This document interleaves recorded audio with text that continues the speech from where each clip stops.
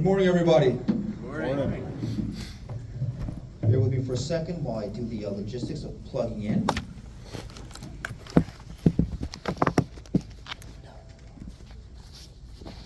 job.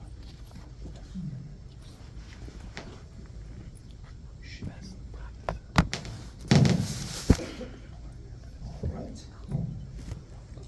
Good see. I think our video's not on. Video not working? It's coming up. Takes a couple seconds. It's on? There you go. Yeah, there you go. There we go. All right, so thank you for welcoming me here today. My name is Hugo Shanaz, and I'm going to share one thing with you in this presentation, that your pretty little safety handbooks and beautiful paperwork do not prevent catastrophic injuries. So by way of background, for all of your competitors that are not here in this room today, that didn't come, that don't spend time in safety meetings and trainings, I am their worst nightmare. So I'm going to prove it to you. First of all, thank you for all of you attending this. Without you coming in person to these meetings, they're useless. A big thank to the VPPA leadership for inviting me to do this. This is somewhat of an exotic thing for them to do. I am not regularly a safety expert. I am a litigator. But it shows they're bold and they have new ideas, and that's how we create a better world. So thank you. And last but not least, a big thank you to Mike, because he reached out to me and he thought that I could be of service and of value to your conference. So without further ado, let's just start. So when I was first reached out about this organization, the VPPA conference, I said, well, let's see what it does. And I looked at their website.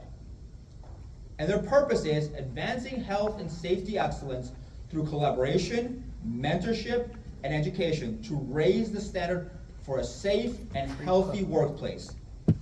That mission fits very well to what I have now dedicated myself to in the last 10 years. And that is to increase safety and to prevent catastrophic injuries. So, a little bit of background about me. I am a lawyer by trade. Graduate at Tulane University. I also have a law degree from the University of London in England. I've practiced law in England for years. I also am an ABOTA Fellow from the Harvard Law School. All those degrees aren't going to matter today, because what matters is what I do every single day. I'm a litigator. What does that mean? I'm one of those hated and very hated by some of you trial lawyers.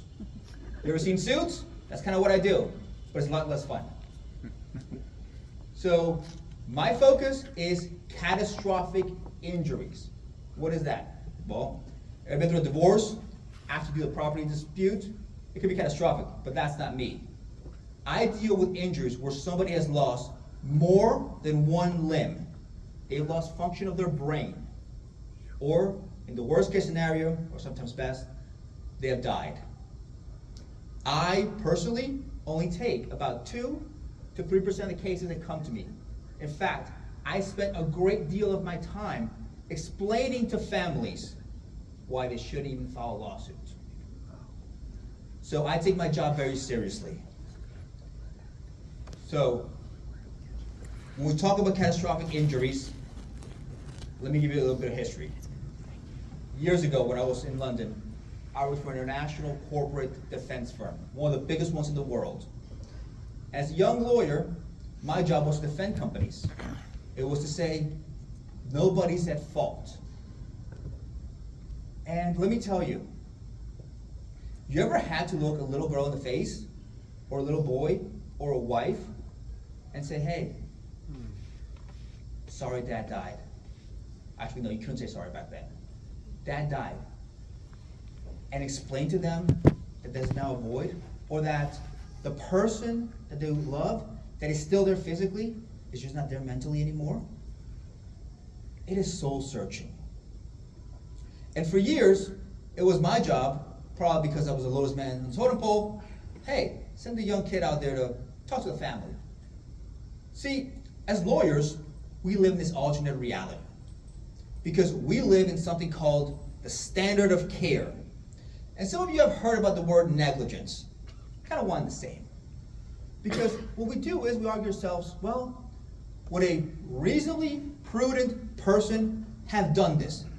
And we'll fight over what's reasonably prudent or not. But that's not reality, because it completely eliminates the idea that there was a catastrophic injury that happened that should have not have happened. So imagine this.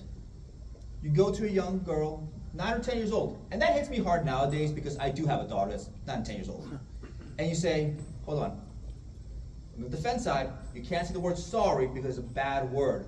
Because sorry implies fault. And you don't ever want to imply fault. So imagine how the conversation goes. It goes something like this. Hey, good news and bad news. Bad news? Your parents have been hurt. Your husband's dead. Your dad isn't going to be able to coach your baseball team anymore. Good news. Nobody's at fault because they've met the standard of care. Let me translate the legalese to actual English words. Basically means somebody did the bare minimum so not to be at fault. It doesn't bring somebody back from the dead. It doesn't make somebody's limbs grow back. It doesn't change things. So eventually I got tired of it. And I switched sides. I like to say I came over to the dark side. And I'll tell you this, I still have to have these conversations almost on a monthly basis. They don't get any easier. At least now, I can tell people, I'm sorry. We'll try to find out what happened. But when you do this long enough, and I challenge every one of you in this room to do this at some point, go look in the mirror a few times and ask yourself 3 or 4 purposeful whys. Why did this happen? Why did it happen to this person? And why didn't it get stopped by somebody before? And when you do that, you start getting a little bit of clarity as to the way the system works. Now, we're all here for one reason, and we have one thing in common. You're here because you believe in safety. You're not worried about lawsuits. What you really want is what I want. We don't want catastrophic accidents to happen because the money doesn't matter. And I tell this to clients every single day. I cannot bring somebody back from the dead. I don't have that power. Somebody has a brain injury, I can't rebuild their brain. Somebody's in a wheelchair, I can't fix their spine. And even some of the best medical doctors that I know can't do it. So let's just stop it from the beginning. And hopefully you never have to come see me. And the reason why we're all here in this room is because every single one of you believes in safety. And that's what matters. But I will tell you this, in my profession, I hear the word safety thrown a lot. And everybody has a culture and a handbook that says, safety is job number 1. Why? It looks good on paper. Why? Because lawyers, like my former self, went to somebody and said, hey, you have to say this, and you have to have this, because that's what looks good, and that's what we can defend. I'm not worried about defending and prosecuting the case at this point. I'm worried about the catastrophic injury not happening to begin with. So traditionally, safety has been a top-down approach, rule-based, right? A bunch of lawyers get together with some experts who have never been on the front lines, who don't know what it's like to be in your fields every single day, and theorize and come up with a bunch of rules. And then we look at OSHA, and they give us some more rules. And you know what that causes? It causes the infinite safety manual. Now, I'm sure many of you have seen these safety manuals. They're this tall. And for years, people think, well, I have a great safety manual. How big is your safety manual? By the way, that is a conversation I have actually heard. Because often enough, oddly too, I get hired by companies who say, my employee was hurt by that company. Make sure that, I get my money back. Make sure that they're okay. And it becomes a battle of safety books. I have had other lawyers tell me, well, how big is their safety book? Mine's bigger. Guys, when it comes to safety, size doesn't matter. So what this does is it creates this false idea in people, especially at the top corporate level. Wait a minute, I just spent hundreds of thousands of dollars on a safety program and a manual. I must be safe. So wait, you want more money for me to invest in something else? No, no, no, no. I've already spent the money in this. That is what I call a paper tiger. So I don't know how many of you guys are familiar with that term, but a paper tiger is really a term. It's something or someone who claims to be more powerful than it really is. In fact, it's ineffective and it cannot withstand challenge. So the question is, why? And I asked myself this question years ago. Why is it that if a company spends this much money on a handbook,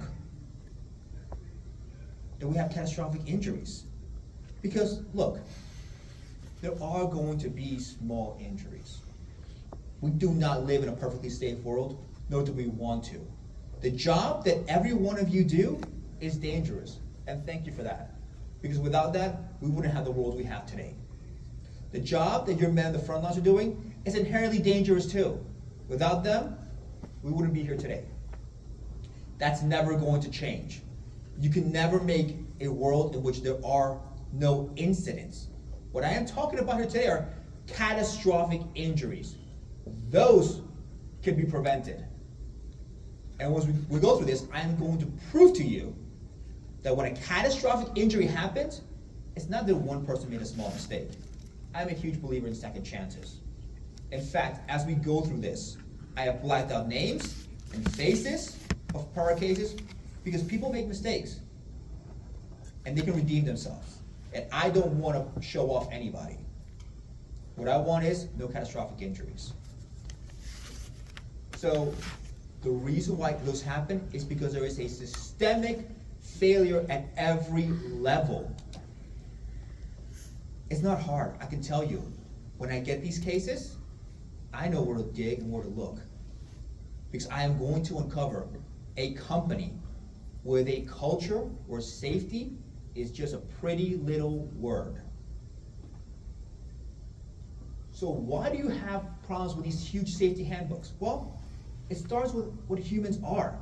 And I love this slide. And it hasn't been updated yet, and once it does, I will put it in my deck. But in 2000, they looked at the average attention span of a person, 13 seconds. A goldfish, 9. So hey, we were actually beating goldfish. Problem is, 5 years later, they did the same study again. And uh-oh, the goldfish are now ahead of us by 1 second. But that's not where it ends. It gets worse. Because if you are an avid internet user, your attention span is now 3 to 5 seconds. So guys, your safety meeting is an hour long. Completely over everybody's head. It's just the reality. But every day, people tell me, well, we have a safety meeting every day, and it lasts 2 hours, and we have handouts, and we have presentations. That's right. But after the first 5 seconds, you're toast. How are you going to transmit this huge safety manual in 5 seconds? You're not going to. Again, the other problem you're going to have is this. So I think I kind of hinted at, I do a lot of brain injury work. So I happen to know, unfortunately, a thing or two about it nowadays. There is something called your working memory. So we know that the brain is composed of different sections. One of them is working memory. But what is that? It is your ability to take new information into your mind and to be able to apply it with all the other information you have at the time. Let me give you a really good example. You ever had somebody give you a combination or a phone number and you have to sit there, 975-2895-975-2865. You're trying to memorize it. That is your memory working, being taxed. And you know what happens? After a few seconds, you're like, wait, was it a 5 or a 6? Maybe it was a 4. I don't remember. your working memory is very limited. Because as humans, we don't really are supposed to rely on that. We're supposed to rely on our overall judgment and processing speed to function. It's no different than a computer, really. So these are your barricades when you're trying to teach a safety manual. Now, let's put this working memory concept into use. Because let me give you 6 examples of problems that you are going to face when you're trying to impart all of these safety rules and ideas into your frontline employees.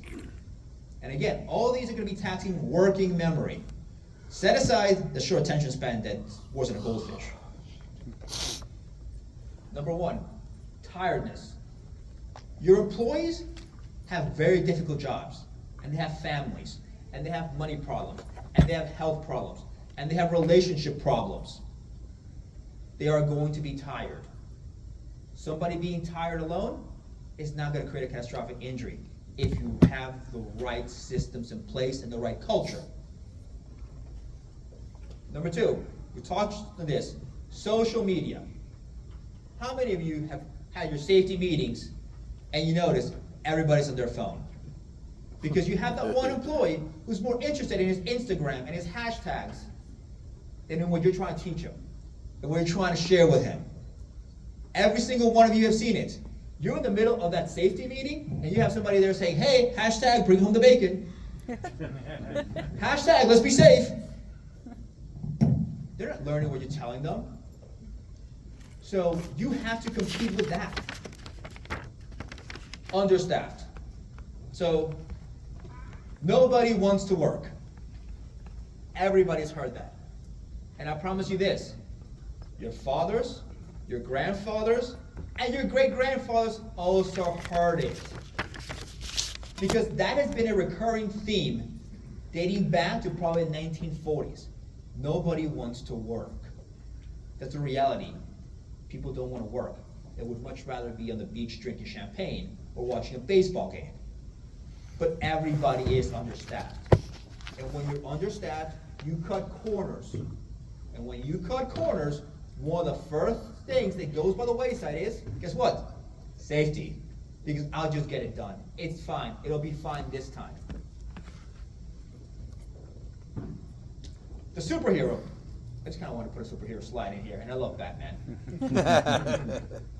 But when I say this, I want each of you to think, and I can promise you can identify at least one person in your organization who believes they are a superhero. I don't need a hard hat. I don't need no safety vest. I got this. I'm a man. That right there is a kind of foolery that gets people hurt. So teach him the safety manual all you want to. He's not worried about that. And these are the personalities that are dealing with in every organization. You have these people. So for the 5th one, by the way, I'm a big Banksy fan, the troublemaker. And when I say that, I'm sure there's one name that pops into each and every one of your heads. Because you all have that one employee on the front lines who just seems hell-bent on causing chaos. And it's not intentional. It's just what he is. He is going to go off script. Your safety manual is great. He's not going to follow it. You have to deal with this problem too. And the last one, and it kind of goes to what I do a lot. The TBI employee, the worker.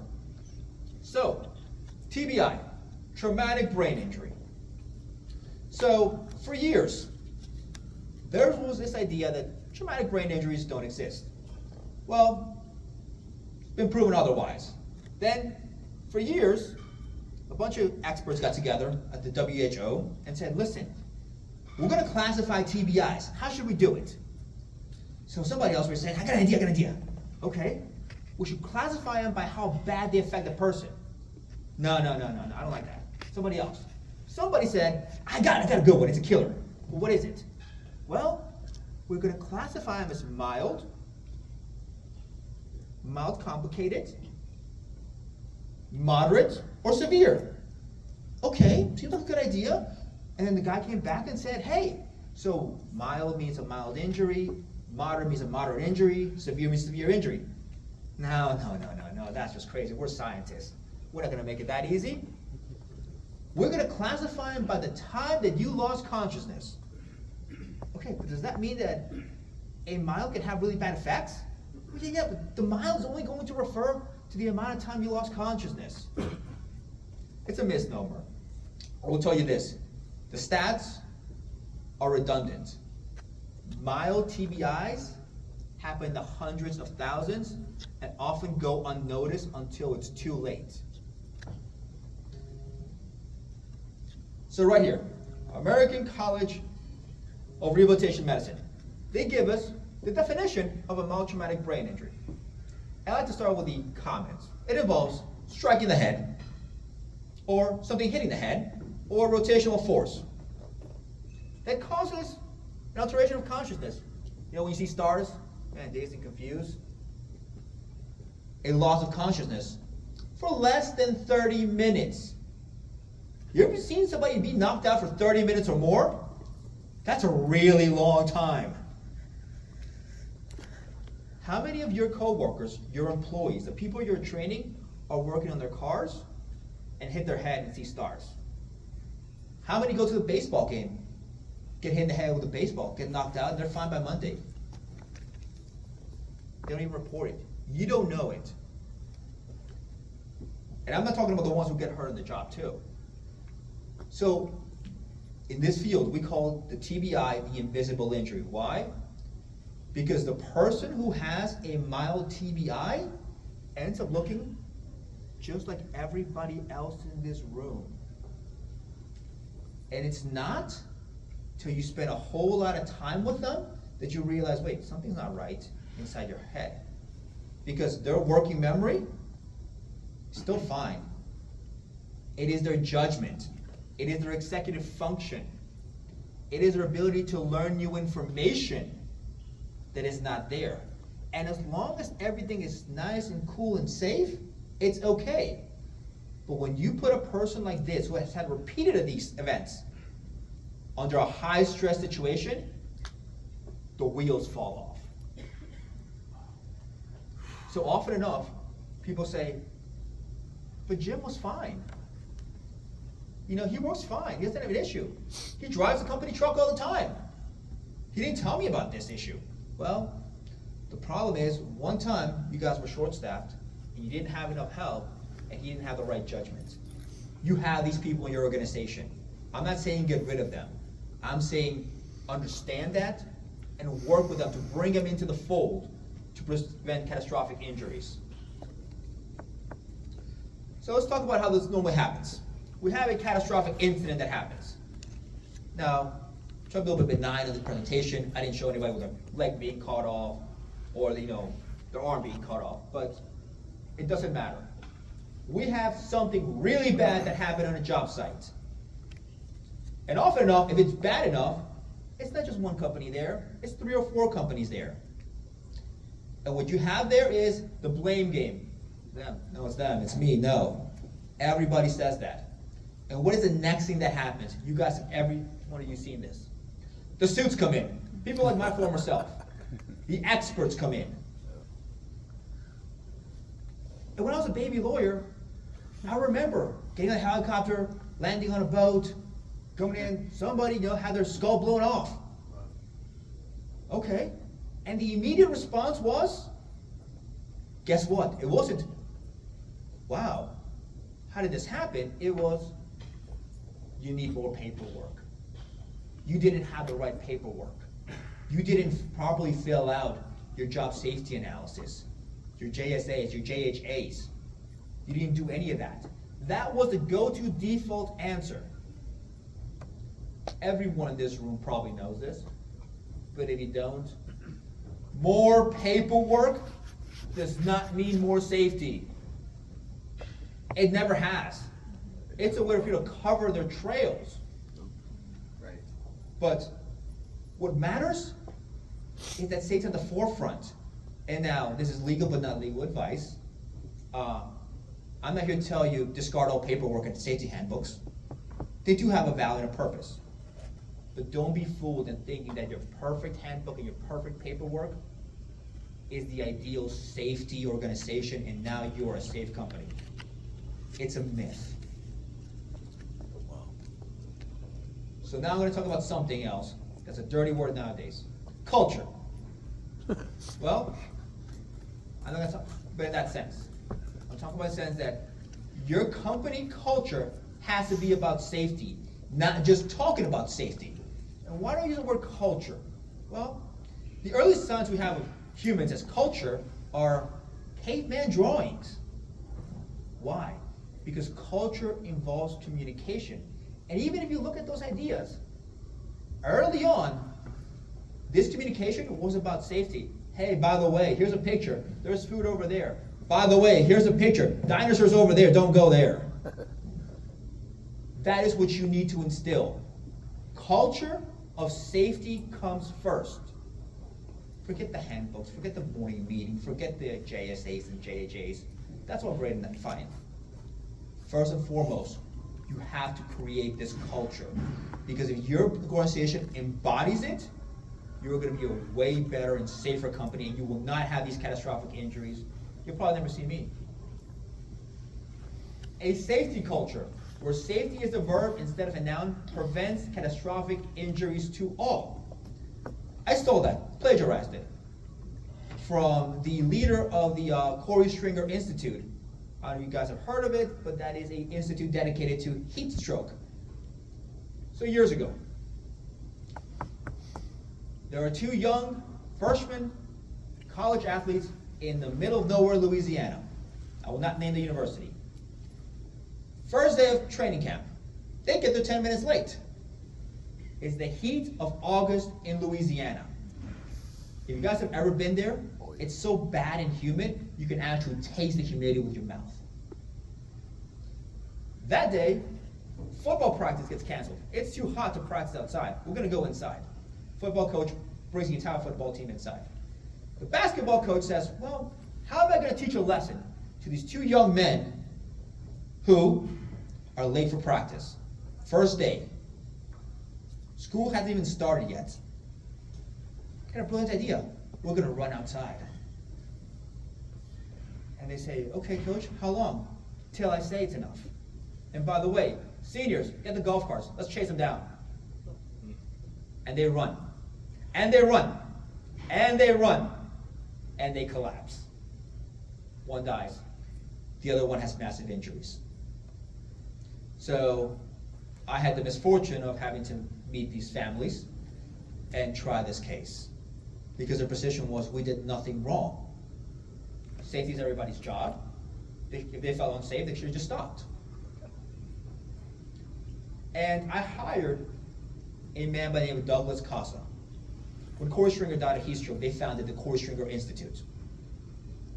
And Dr. Casa came and testified as my expert. And they asked him a question. Very smart lawyer on the other side. Because he's the one who they hired for the New York Marathon, the Boston Marathon, and all these huge events. And I say, well, Dr. Casa, if they hire you, are there no heat stroke events at those marathons? Because I think there are. And he said, no, absolutely there are. He said, so hiring you, the world-renowned expert on heat stroke, and everything you said my client should have done would not have prevented heat stroke. And he said, absolutely. But I'll tell you what would have happened. You don't have death. Because if you plan accordingly, you might have somebody who will have a heat illness, but you're not going to have a death. You're not going to have somebody who has permanent injuries as a result of that. And he is the one who came up with this phrase that safety culture is a verb, not a noun. And I asked him, what does that mean? And he said, simple. When the New York Marathon or the Boston Marathon comes to me and says, hey, Doug, can you be in charge of safety? He said, absolutely. But first of all, I'll bring my team. And I want 10 of your people. And 10 that are going to return next year. And I bring those 10 into my team. And I teach them what we're about. And how we plan. And how our mission is safety first. And next year, I'll bring in 10 more. And by then, 5, 6 years down the road, the majority of their team already knows the idea. The problem is, in school, we're all taught noun, verb, adverb. Noun describes it. Verb is an action, boxing. adverb, somewhere in between. But we don't think of safety as a verb. It's actually a noun. I think every dictionary is wrong, by the way, because you have to be active in this. It is an activity. It is not just something saying, okay, that's safe, unsafe, maybe safe. No, think of it as an action that you do every single day, because that's the kind of culture you need. So, in comes Mr. David Hackett Fischer. He's a historian and an academic, and he wrote a book called Albion Seed. I know what you guys are thinking. But Albion Seed about safety? No, it's not. Is it about law? No, not about law either. It's about something very, very obscure. But I think that his idea in that book can very well be implemented to safety, because it's exactly what Dr. Douglas Casa does. So in Albion Seed, he looks at American history, and he looks at colonizers and how communities form. Yeah. And he comes up with this great idea that says that, look, it doesn't matter if you're the first group there, but if you come in and you're the group with the strongest culture, the strongest communication, the past people that were there are going to adopt your culture. And guess what? The new people that are coming in, 2-3 generations down, forget where they came from and adopt your culture. So if you are an organization right now where safety is just a pretty little word and you're like, well, that's just the culture, guess what? You can change that. And guess what? If you have the right safety culture, the Superman, the troublemaker, they forget that and they get brought into the fold. I often hear people say, I just have bad teammates. Well, make them good. It's very easy to say, I just have bad teammates. No. Make your teammates good. Bring them into the fold. They have not bought into the idea. Again, that little manual, great. If culture is important to you and safety culture is critical, make sure you inspire them to be safe and explain to them why they should do it. Otherwise, here's what happens. An established safety culture, where safety is a verb instead of a noun, is adopted by all newcomers, regardless of where they come from. They just get brought into the fold. So let's talk about lessons learned. Because I've done this, I've seen a lot of bad incidents happen, and some of them are unbelievable. And you start to wonder, what's the root cause? And the root cause is never one person making a mistake. The root cause is a systemic failure at every level.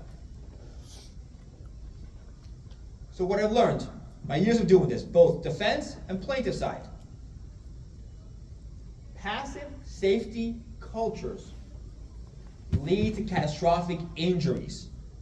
Passive, I mean those that just say, hey, safety's job number one, and leave it at that. Great handbook. You have to be active about this. Again, it's a verb. Think of it as an action. So, I'm going to bring you 5 real-life examples. And I'm not picking on one industry. That's why I'm giving you a variation of them. But as we go through these, I will prove to you that all these companies had beautiful handbooks. Gorgeous paperwork. I mean, pristine, great punctuation, very nice, neatly filled out.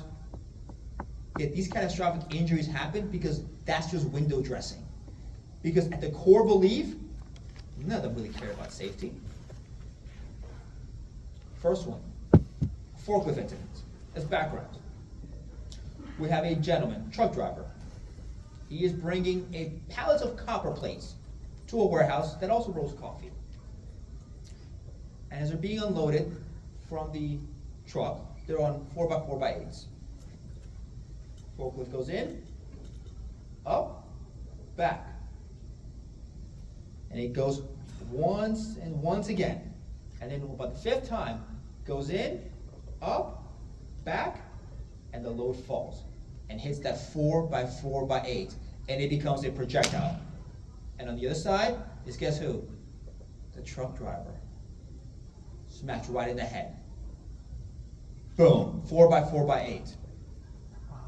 Their first argument was, well, our employees were safe. What about the other guy?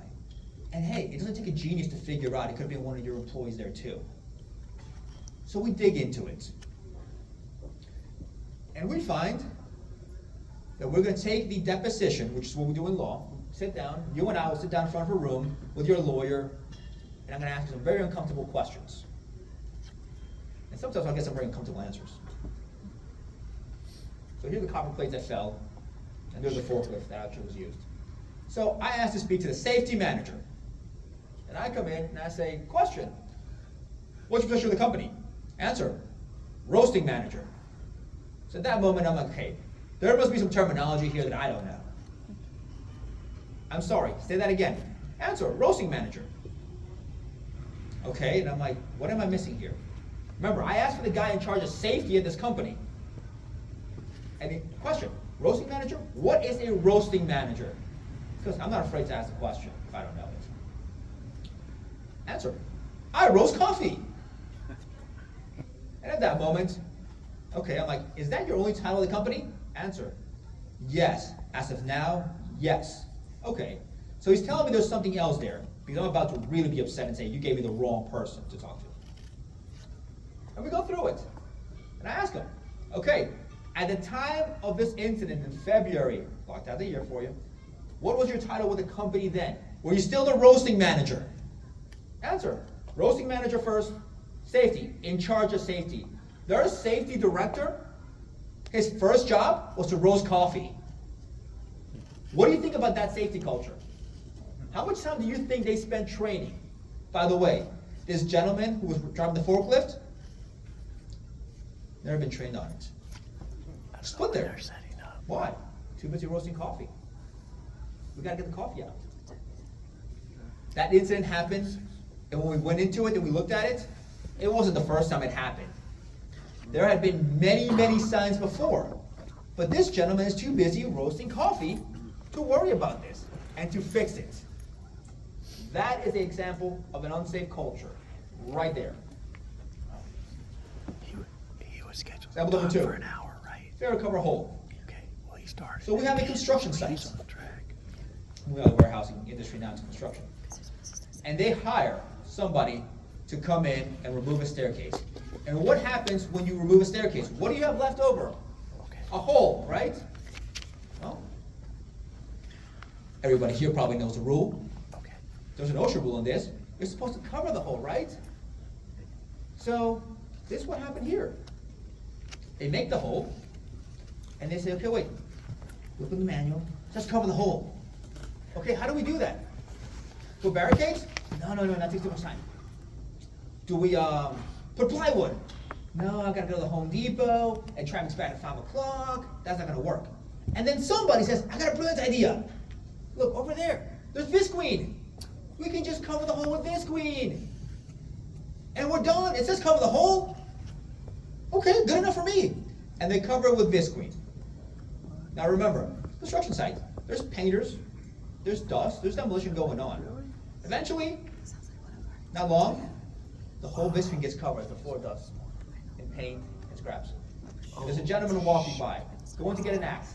As he's walking to get his axe, he doesn't realize he's about to step on Visqueen. And smack, he goes down, 3 flights. Whoa. But hey, it says cover the hole. Well, we're supposed to cover the hole in a way that holds weight. Oh, isn't that somebody else's job? There's a general contractor. They're in charge of that. By the way, my safety book is this long. What does their safety book look like? These people were not being trained on it. And then they go back to tell you, well, look, I'm a waste company. I'm a demolition company. It doesn't take a genius to say, hey, guys, let's figure out a covering hole so nobody falls through it. After the incident fell, somebody had a brilliant idea. Let's just put red tape around it.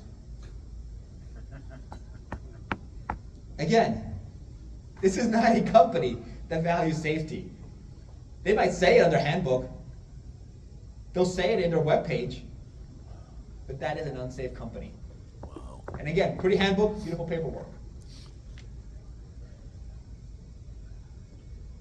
Failure to inspect. Let's look at the refuse industry, because it happens a lot. You all see those containers at construction sites? They open up on the back, you hook the door, they go to the dump, goes down. I'll tell you this. This case involves a multi-billion-dollar company, nationwide. Probably one of the biggest companies in this country. We have a container. The hook failed. And by the way, there was a gentleman where that yellow line was, unloading his container too. Smacked it right in the back of the head. He's gone now. Why'd it happen? Well, hook failed. Okay, thank you. There you go. The little ring of it broke. Okay. All that was holding it up. That's easy to fix. It's easy to catch too. So we go into litigation because this person now has a severe traumatic brain injury. They're actually blind and they're in a wheelchair. And they come up with their safety manual. And I gave you the screenshot of the Adobe so you could see it. 259 pages. They actually have a separate company within the company that does nothing but safety for them. They update it. They spend hundreds of thousands of dollars on all this stuff. Guys, more money throwing at the problem is not more safety. Multi-billion-dollar company. This handbook did nothing for them. Why? Because we asked the driver. Part of your duties, you have to do pre-trip inspections, right? Yes. If you're gonna do it, you get in trouble? Absolutely. Okay. Were you trained to inspect the hooks for positioning? No. Were you trained to look at the welding? No.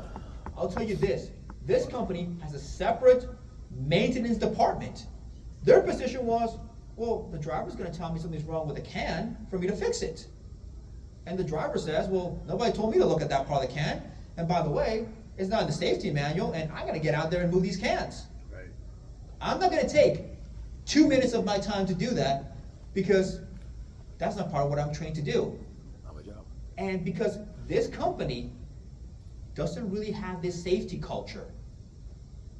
The drivers are not trained to say, look, it may not be in the manual, but as I'm putting this hook on there, maybe I wanna look at it. It's that simple. This accident could have been avoided that easily. So it ends up with this. I'm like, correct. You didn't look at the hook at all, did you? Answer. Nope. I didn't inspect it.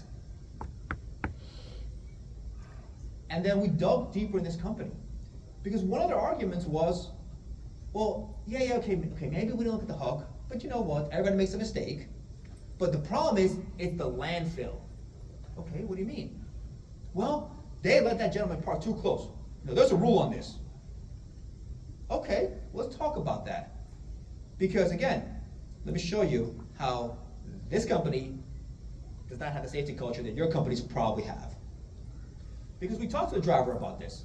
Mr. Driver, you've been in this company for 30 years. Yes, sir. Okay. Ever complain about the landfill and the safety prices there? Absolutely. For 30 years, day in and day out, you complained about it? Yes, me and the other drivers did. What they do? Keep sending us back to the landfill. So even when their employees brought something up and said, hey, by the way, this is dangerous. You know, somebody was good enough at this company, and the 3 to 5 second attention span got through, hey, spacing of the trucks, and they brought up, hey, where I'm going, this is a problem, fell on deaf ears. But hey, they got a huge safety manual. Again, it's the culture that matters, not what you have on paperwork. Wow. This is actually one of my favorite ones. Because if anything else, I believe this one shows you what a complete unsafe culture looks like. I'll give you some background. It's a trucking company. They hired a consultant and they paid him a whole lot of money. I am talking close to $500,000 to redo their safety practices. Again, billion-dollar company. And they came up with this idea. We are actually going to film our drivers. Because that way, we know what they do, they know they're being filmed. What's safer than that? Okay, in theory it sounds great. So we have this gentleman get blacked out his face because, he's driving his truck, you can see the cameras on him. Everything's fine. Nothing is out of order. Maybe should have had two wheels on the steering wheel, but, cut no slack on that. But then, he's at a stoplight. There it is, the phone. Now remember, this gentleman knows that he's being filmed. He knows that his company's looking at these films. Yeah, he's gonna grab the phone. Okay, maybe it's an emergency, and he's at a stoplight. Let's cut him some slack. Sure. Nobody's getting hurt here, right? But man, it's a long time on the phone. That's not an emergency phone call or text. He's actually scrolling. I was a little concerned at some point he's gonna start swiping to the left and right.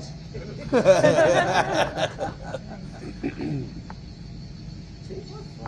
Awfully long time. He's just on it.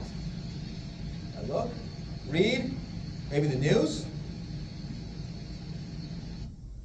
I mean, at least he's got his mask there and his hard hat. And then he gets back to the road. Okay. No phone. Oh, there we go, the paperwork. This time we know he's driving. He's not stopped at a light. And again, he knows he's on camera. I've got to read the paperwork. Got to know where I got to go. Maybe he's completing a safety meeting. I don't know. But as you can see, he's on the interstate too.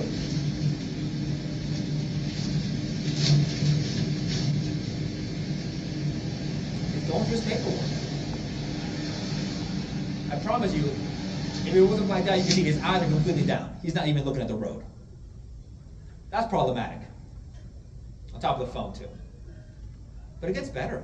Because, sometimes you just don't really like your job. It won't be better than to win the lottery while you're working.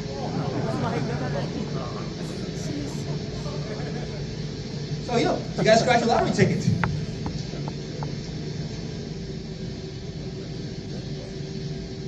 And it's not just, hey, very quickly. It's, I'm driving down the interstate in a dangerous machine right here. After I looked at my phone, after I read some paperwork, and God, I am bored. Let me see if I win the lottery and I can just call and say I quit. And this goes on for a while. I mean, again, remember, this gentleman knows that he's being filmed. Clearly, the safety training didn't get to him, or he doesn't care. But the question is, why doesn't he care? Well, we're going to get to the answer very quickly. Keeps on going. I'm going to give you some foresight on this one. I strongly believe at any of your companies, this type of behavior would have been corrected. He would have been brought in. He might have even been fired. For any of those three things, especially all three together. But the company did nothing. It wasn't until we got to the trial and we showed this that the company realized, wait, he was doing that in the car? Why? Because they film people, but they don't ever review the film. But hey, we film people. That is gold standard safety. So why is he doing that? I promise you, it wasn't the first time he had done that. He knew it wasn't going to get him in trouble. He knew that, safety, I got to fill out a little paperwork, that's fine. So the reason why we even got involved in the case is this. Pay close attention to that driver's side window as we go through, because you will see it. Right there, the tire came off. No. Wow. Tire comes across the interstate. Caused a 10-car pileup. Oh, no. 5 people die. Oh. And a brain injury happens too. I get called in by one of the companies because it was a bunch of other employees were the ones that were hurt. So we go in and the first thing we do is we inspect the vehicle. By the way, I don't know if I mentioned this. On that container example, I asked to inspect that can. Hey, I want to look at it. My expert's going to look at it. Can't do that. Why not? I don't know where it is. What do you mean you don't know where it is? Was it repaired? Mm-hmm. Did it get put back in service the same day? Maybe. Wow. They lost it. To this day, we don't know if that was ever repaired or not. Oh, wow. So we go in and we inspect this vehicle. And here are some of the highlights. What we did is, we found 17 different violations that per the federal rules would have said this vehicle is out of service. But guess what? They were using it. The wheel fell off because the whole axle broke off. Now, preventive maintenance would have fixed that. They did pre-trip inspections. But if you look at them, nothing is ever wrong. Right. Why? Because their job is to fill out the paperwork and make sure their boss looks good. Make sure that maintenance looks good. Make sure that everybody's looking good. Because if we have these many problems on a truck, we're a bad company. No, you're actually catching it. I will tell you this, when you look at your safety paperwork, the more problems you see there, the more safe you are, because you're catching stuff. You don't want a company where there are no documented issues. When I get involved in a case and they give me the big safety manual and this great paperwork, and they get all excited, look at my paperwork. I'm like, fantastic, because the more perfect it is, the more I know it's fake. Show me the one that's not perfect. Show me the one where you find stuff, and guess what? Accidents don't happen there, at least not catastrophic ones, because you're catching it. This is their handbook, 60 pages, consistently revised. Again, they also hire a company on top of the $500,000 they pay consultants to redo their safety every year. And it's meaningless. Because you don't have to put a safety manual, do not scratch lottery tickets while driving the truck. That is just inherent in having a safe culture. So we asked this gentleman who was driving the truck, after we showed him everything wrong with the vehicle he had been driving that day, so raise concerns as to your safety in getting in another truck that is under the supervision. Now remember, this is a gentleman who, for context, will look at his phone, paperwork, and scratch lottery tickets while driving a truck. And even he feels unsafe in this vehicle. Okay, but there might be a good explanation for this. So I'm like, let me talk to their safety manager, the guy in charge of safety at this company. Because their paperwork says safety is job number one. So I asked the question. We've identified 4 points in where company discusses the importance of safety. Okay, my question is, do those apply when they're inspecting the truck? That's a softball question. It should be a clear yes, of course. It applies everywhere. Answer, I'm unsure. This is their safety manager, who makes a whole lot of money doing this. Again, why? It's a paper tiger. Completely unsafe. And the last example that I'm going to give you is a marine fumigation incident. Because, again, look at some marine cases as well. And the reason why I like this example is because I've given you two with very big safety manuals. And some of you are going to say, that's the problem. We need shorter, smaller safety manuals, right? Because that's going to prevent it. No, it's not. So what happens is, fumigation company gets on a boat. They bring a 20-foot long fumigation pipe. They got to get it into the hull. How are we going to get it in there? Well, okay. Let it down easy, throw it down. They say, screw it, throw it down. Hey, did you check for anybody down there? No. Somebody's down there, knocked out unconscious. Picture of him taken. The kicker, they then go down there. They start rolling their pipe. They see somebody knocked out, they don't tell anybody. Eventually, somebody from the ship comes down and says, hey, what's that guy doing there knocked out? I don't know. He was already there when I got here.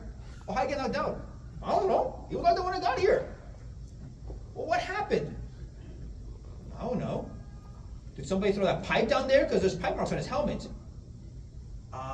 Maybe. Okay, well, What does your safety manual say about that? Well, this company thought they'd be smarter. They have a 2-page safety manual on this. Right here. And I've highlighted in green the most important parts for you. First of all, conduct a safety analysis. Find out if anybody's in the hall. They have it. They did it. Bless you. It's signed off by everybody. But look what happens. Number 2, and this is the best part. It's in page 2 of their manual. And it clearly says, make sure that nobody is in there before you throw the pipe. Did they do that? Absolutely not. So what's left? Quite simple. Anybody have any idea what their explanation is? It wasn't me. What do you mean it wasn't you? Somebody else must have grabbed the pipe and thrown it down there. Wait, you're going to use it? Well, yeah, but I've been trained on safety. It must not have been me. It must have been somebody else. Well, who? Mm-hmm. Wasn't me. Wow. Again, 2 pages. Something very simple. Look down. Ask a question. Not even an issue. Why? Because they don't care about the safety of other people. They just care about getting the job done. And what is the defense always? Well, my people are safe. That's somebody else's employee. Guys, it's a team sport. And by the way, the team isn't just your company. It's everybody on the field. Because often enough, your safety and their safety is one and the same. It is not acceptable for you to say, well, my employees are safe. Yeah, somebody else got hurt from there. No. If you have the right culture, you worry about everybody else too, and they worry about you. And that way, nobody has catastrophic injuries. So, I know that, we always talk about this post-COVID era. And I'm glad that it's gone, because now we come back in person. And in sharing this idea of culture, there is something about us humans that needs to see each other in the face and interact, and share information, and believe that we are a unit and we work together. So, often enough, and it's a great excuse people have is, yeah, we used to do that pre-COVID, but now COVID, I gotta stay 6 foot away, I gotta wear my mask, I'm afraid of germs. Guys, when it comes to catastrophic injuries, I'm sure most people would rather have COVID and get over COVID than lose a loved one. They would much rather deal with that than somebody losing an arm or a leg or being wheelchair bound. The idea that we did it pre-COVID is 9 out of 10 times nothing short of an excuse. If it's a safe thing to do, you do it. I don't care what the rules are. You can create new rules. You can change things. You are not bound by whatever the system is now. You can create a more safer culture. Yes, COVID was a big deal. And yes, there were government rules and OSHA rules, and I'm not telling you to violate OSHA. Please, OSHA, don't come arrest me. But I will tell you this. It's all degrees of context. And if anybody tells you, oh, pre-COVID we did that, but now we don't, there's no excuse for that now. If you can't do it, find another way to do it. But you still have to do it. Now, after COVID, we have a new phenomenon called work from home. And I'm not saying that everybody should be in the office every day or in the field. There's plenty of things, I do from home or I do from hotels. Yesterday I was taking calls from my hotel room. Not a big deal. But you have to be focused. And your culture of safety has to follow to those working from home. Because this idea of, I'll just get it done, cannot override the idea of, wait, I gotta make sure that everybody's safe and okay. Imparts a value in you. You have to have it. So just because somebody's at home doesn't mean they're exempt from your safety culture. Now, I feel nowadays I can't talk about anything without talking about AI. So the question I get often is, well, isn't AI the answer? Because I'm sure there's some rich billionaire in New York or San Francisco who's getting a lot of money from people saying, invest money into my AI project. We are going to fix the catastrophic injury problem. We are going to create a safe workplace. Again, it's a red herring. AI is not the solution. In fact, I will tell you this. AI will make me obsolete before it makes any one of you obsolete. Your jobs are safe. So when we talk about AI, there's really two things we talk about. The ChatGPT language models and the robotics. Let's start with the ChatGPT language models. That's never going to replace a safe culture, and it's not the solution. Why? You can go on ChatGPT, or whatever language model you like, and feed it the 230-page safety manual, and the 60-page safety manual, and the 2-page safety manual, and say, give me the most pristine, perfect safety manual. And it'll spit it out for you. Okay, give me the best paperwork. Give me a presentation that I can do on safety to my employees. And it'll spit it out to you. But gentlemen, ladies, it's the culture that matters, not the paperwork. Your training has to mean something. And the other option, AI, robotics. I don't think that's ever going to be a solution. And maybe I'm not as hopeful as others. I don't believe that Elon Musk is going to save us from this problem. Because the jobs that people in the front lines that your companies do are inherently dangerous. If we're going to build a robot that's smart enough not to get himself into dangerous situations, is he going to do the job? It doesn't make sense. And then it also implies that we can plan for everything and we can know what every risk is going to be. That's not how the world works. In fact, it is the unplanned situations where your training and your culture comes into play. Repetitive motions are not where it's at. And this brings me to a really good point. One of my favorite clients and a mentor to me is a former Special Forces team leader. He spent most of his life being G.I. Joe. When the U.S. invaded Panama, he's the guy who put the handcuffs on Noriega. He now has a consulting company and he does some special projects, let's call it that, in different parts of the world. And the one thing he always tells me is, when you're in the Special Forces, you don't have a safety manual, you don't have a training manual, you don't have safety meetings. You are trained on accomplishing the mission. Our culture is that. Because once we go into a hazardous situation, no plan survives contact. Everything's gonna go haywire. But when you know inherently what you're supposed to do, you don't panic. You don't have to go pull up the manual and say, wait, page 50, what do I have to do when this happens? Oh wait, okay, got it, guys. Now we know what to do. Fill out the paperwork, okay, now we're gonna do this. No, because if your culture is safety bound and everybody's first thought is how we're gonna do this in a safe way so we don't have somebody killed or maimed, that's what matters, because you cannot predict everything in your safety manual. And that is why I say, go back to your places of work and make safety your Albion seed. Change those people who are there already. Fix the ones you have. And the new ones that are going to come in, they'll fall right in line. And how do you do that? Well, rethink your training. Rethink your safety meetings. You're not bound by old rules. Be visual and cognitive in ideas. It is about communicating the mission more than the words, because that's what matters. We will have some questions later on. If you guys want to approach me, I'll be glad to answer them. Here's my information.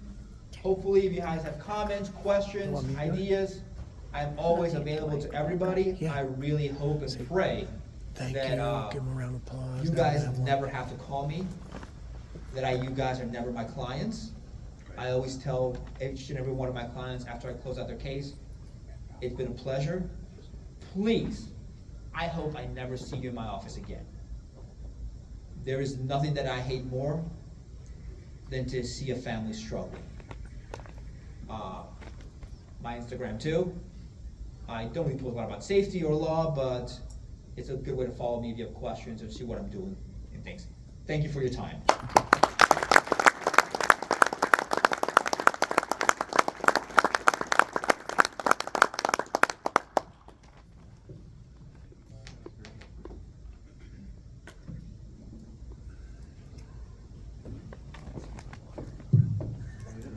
Another round of applause for him, please. Thank you. So that concludes our opening session. I hope you guys enjoyed.